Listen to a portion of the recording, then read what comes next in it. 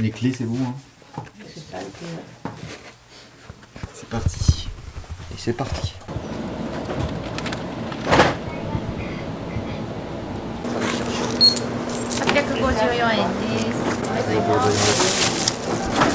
Salut à tous, c'est Monor, bienvenue dans cette nouvelle vidéo. On vient de quitter notre logement. Il est quoi, 10h30 du coup? À peu près. Il fait déjà, ouais je crois, il fait déjà très très chaud. Là il fait déjà plus de 30 degrés. Aujourd'hui on repart sur une journée transpiration. Et là on est dans un petit parc juste à côté de chez nous. On est passé au Combini 7-Eleven juste avant de venir pour le traditionnel petit déjeuner du Japon bien sûr. J'ai pris un petit café au lait du 7-Eleven avec une petite brioche chocolatée torsadée que j'apprécie beaucoup. Et des petits onigiri pour vous, tranquillement, de bon matin. T'arrives toujours pas à les ouvrir comme si, il ben j'ai déconné là. Hop. Et attention, quelque chose de très rare au Japon, à souligner bien sûr, une poubelle dans un parc. C'est incroyable. Parce que il n'y a jamais de poubelle au Japon. Enfin, il y a des poubelles à côté des distributeurs de boissons et dans les combini.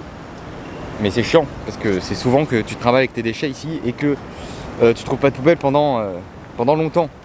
Et dans les parcs, il y en a quasiment jamais. Et là, il y en a une là, incroyable. Une poubelle au Japon dans un parc. C'est moi la poubelle. C'est toi la poubelle. Et aussi, on a trouvé ça hier, un éventail à l'effigie de l'équipe de foot d'Osaka. Mais je pense que c'est la seconde équipe, le Cerezo Osaka. Parce que la vraie équipe ici, c'est Gamba Osaka.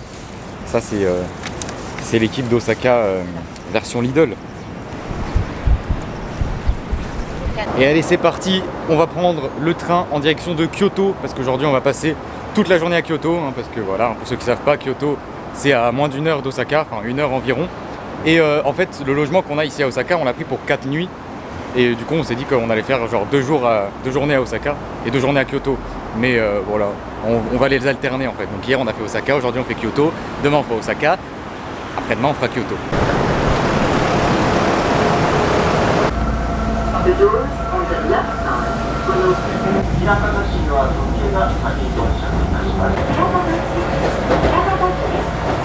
Et voilà, on est arrivé à Kyoto, retour à Kyoto.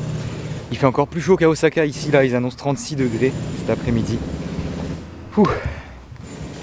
C'est quelque chose, franchement la chaleur du Japon pour un mois de septembre c'est assez dur à supporter.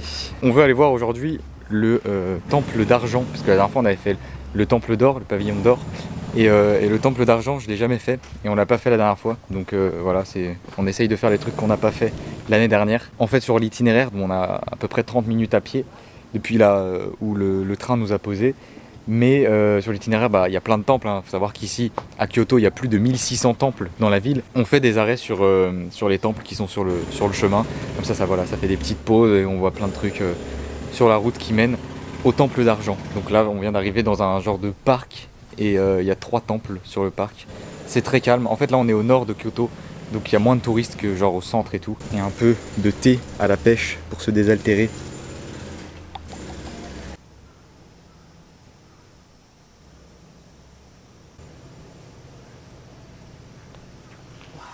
Et là on arrive à l'entrée du sanctuaire Heian Jingu, où on était déjà venu l'année dernière avec cette grande porte là, mais l'année dernière il y avait un matsuri ici.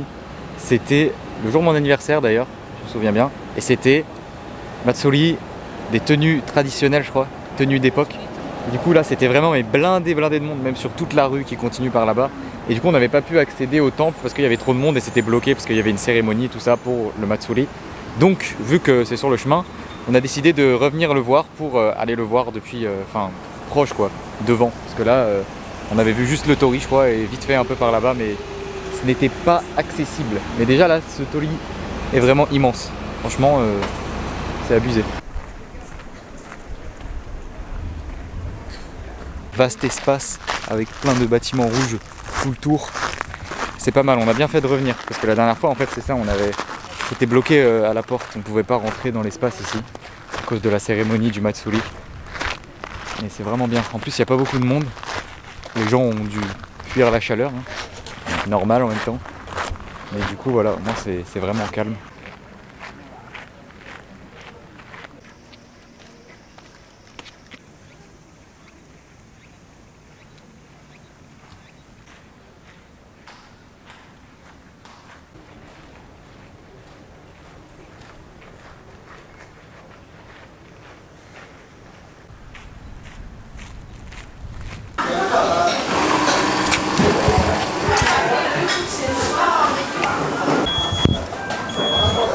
on a fait un arrêt dans un petit restaurant juste à côté du sanctuaire. C'est un restaurant qui sert des nouilles froides au canard. Donc voilà, avec cette chaleur, c'est mieux de manger froid. Et ici au Japon, il y a beaucoup de... Tu trouves souvent des nouilles froides, soba ou quoi. Donc ça c'est parfait.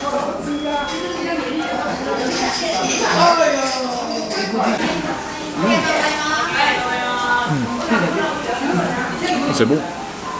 Canard froid, c'est super bon. Froid, ouais, c'est bien. C'est rafraîchissant. On va goûter le canard.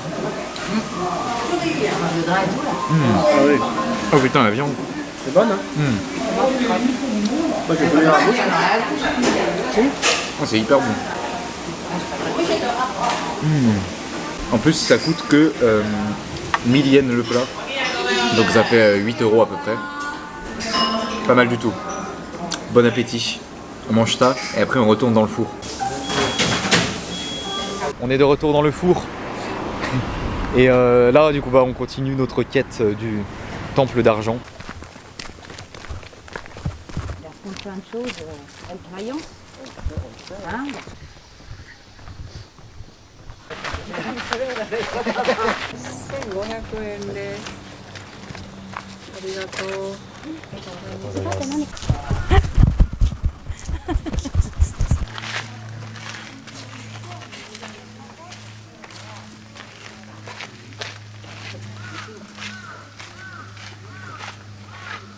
Voilà, on vient d'entrer dans l'enceinte du pavillon d'argent qui s'appelle Ginkakuji en japonais. Et en fait, c'est tout un grand complexe comme ça, avec des jardins japonais, enfin, vous voyez des trucs comme ça.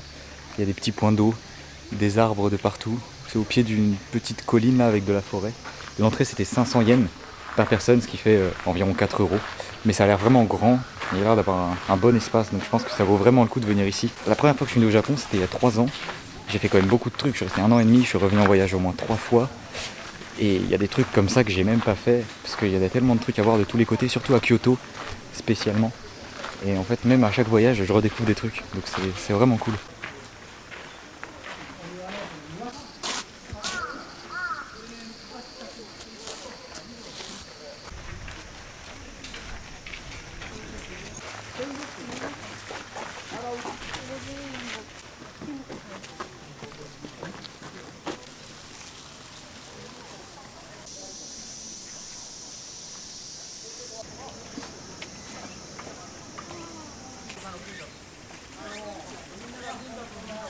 Voilà, le pavillon est juste derrière. En fait, le truc qui est bien ici, c'est vraiment le jardin, enfin la balade et tout, mais le bâtiment en lui-même, il est pas si incroyable que ça. Enfin, il est joli, mais en fait, il est pas vraiment tout plaqué en argent, comme par exemple le temple d'or et qui est tout en or, tu vois. Ça n'a rien à voir en fait. Mais c'est mieux ici, je trouve. Ça fait moins genre, t'arrives, tu prends ta photo et tu t'en vas. T'as vraiment une petite balade et tout. Ouais, mais je sais pas, je trouve ici c'est plus calme, ça fait plus reposant, ouais, voilà, c'est ça. Mets la tête dans le ventilo. C'est mon nouveau sèche-cheveux. Bon, on vient de sortir du temple, on fait une petite pause fraîcheur pour un petit glace pilé là, Blue Hawaii. C'est comme un granita en gros, mais version japonaise. Toi t'as pris une glace au thé vert, au matcha, magnifique. Le lait là. Ouais. Et toi la fraise. Ouais, ça fond par contre. Et là ça va, il y a la clim ici, là on est à l'intérieur juste à côté.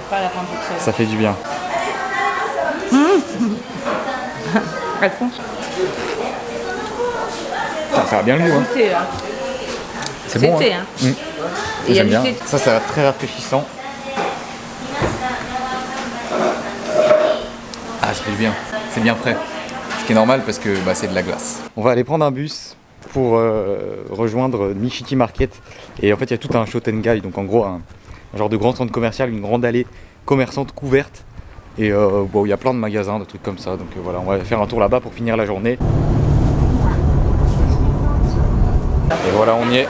Nishiki Market, on était déjà venu l'année dernière. Toujours sympa ici, il y a une bonne petite ambiance. Il y a beaucoup de monde hein, dans une petite rue.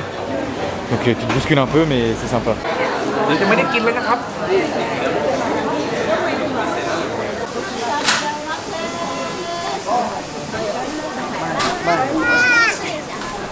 Et là du coup il y a le grand Shotengai avec tous les magasins. En fait c'est vraiment juste à côté. C'est limite ça fait partie du même bâtiment. C'est une rue perpendiculaire en gros.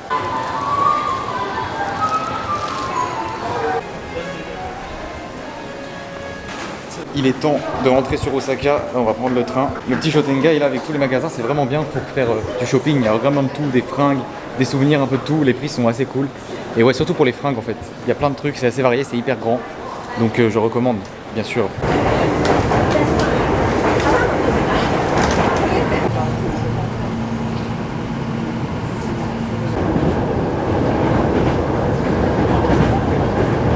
Et on est de retour à l'appartement.